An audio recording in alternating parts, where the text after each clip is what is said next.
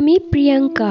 গ্রামে আমার নানু বাড়ির পেছনেই ছিল একটি পুরনো গোরস্থান। আগে সেখানে লাশ দাফন করলেও এখন আর কেউ করে না। একটা কারণে সেই গোরস্থানটি চিরদিনের জন্য বন্ধ করে দেওয়া হয়। গ্রাম দেশে শিয়াল অনেক বেশি, রাত হলে শিয়ালের ডাক। গোরস্থানে যখনই লাশ দাফন করা হতো তখনই শিয়াল মাটি খুঁড়ে লাশ বের করে নিয়ে যেত। কখনো কখনো তো সেই গোরস্থানে মৃত ব্যক্তির খন্ড খন্ড মাংস নিচে পড়ে থাকতো। তো যখনই কোনো মানুষ মারা যেত সেই গোরস্থানে দাফন করার পরেই সকালে মানুষ দেখতো কবরের মাটি খোদানো এবং সেখানে লাশ নেই, রক্তগুলো শুকিয়ে গেছে, মানে সেখানেই লাশটাকে টেনে হিচড়ে খাওয়া হয়েছে। তো এমনই একদিন সেই গ্রামের গণ্যমান্য এক ব্যক্তি মারা যায়। সবাই আগে থেকেই জানতো এই গোরস্থানে দাফন করার পরের দিনই লাশ গায়েব হয়ে যাবে, কেননা এই গ্রামে অনেক শিয়াল। তাই যে ব্যক্তি মারা গেছে তার বড় ছেলে লাশ পাহারা দিবে বলে ঠিক করে, যাতে শিয়াল নিয়ে যেতে না পারে। তো তিনি তার হাতে একটি মশাল জ্বালিয়ে রেখেছিলেন। তার সাথে তার পরিচিত আরো একজন ছেলে ছিল। কবরের কিছুটা সামনেই তারা পাটি বিছিয়ে বসেছিল আর নজর রাখছিল যাতে শিয়াল না আসে। শিয়াল আসলেই তাকে লাঠি পেটা করবে। কিছুক্ষণ পর তারা যা দেখলো তা দেখে তাদের পায়ের নিচ থেকে মাটি সরে গেল। পশ্চিম পাড়া থেকে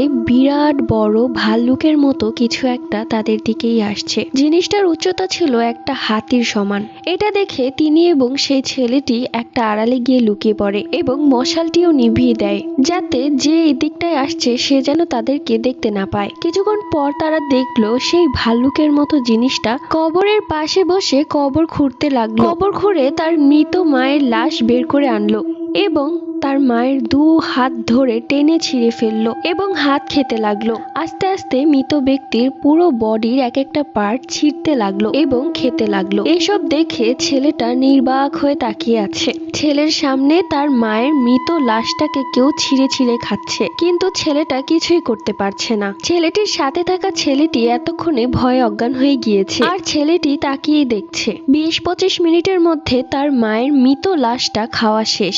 এরপর সেই জিনিসটা আস্তে আস্তে হেঁটে যেই দিক দিয়ে এসেছিল সেই দিকে চলে গেল। এরপর ছেলেটা অনেক কষ্টে ওই ছেলেটাকে নিয়ে বাড়ি ফিরে এবং বাড়ি এসে অজ্ঞান হয়ে পড়ে যায়। ছেলেটার 7 দিন জ্বর ছিল। পরিশেষে একজন কবিরাজকে নিয়ে আসা হয়। সে কবিরাজ পুরো গোরস্থান ঘোরার পর বলল এই গোরস্থানে নাকি পিশাচের নজর পড়েছে, যে কিনা সব লাশ খেয়ে ফেলতো। সবাই আতঙ্কে আত্মহারা। তখন সে কবিরাজ বলল চিন্তার কোনো কারণ নেই, এই পিশাচ এক জায়গায় বেশি দিন থাকে না। এই গ্রামে অনেকদিন ছিল, তাই এখন সে অন্য গ্রামে যাবে। তারপরেও এই গোরস্থানে লাশ দাফন করতে নিষেধ করলো, কেননা এই গোরস্থানে লাশ দাফন করলে সে আবারও চলে আসতে পারে। তো আজকের এই ভৌতিক ঘটনাটা তোমাদের কেমন লেগেছে অবশ্যই কমেন্ট করে জানিয়ে দিও। আলহামদুলিল্লাহ, আজকে আমার বিবাহ বার্ষিকীর 3 বছর পূর্ণ হলো।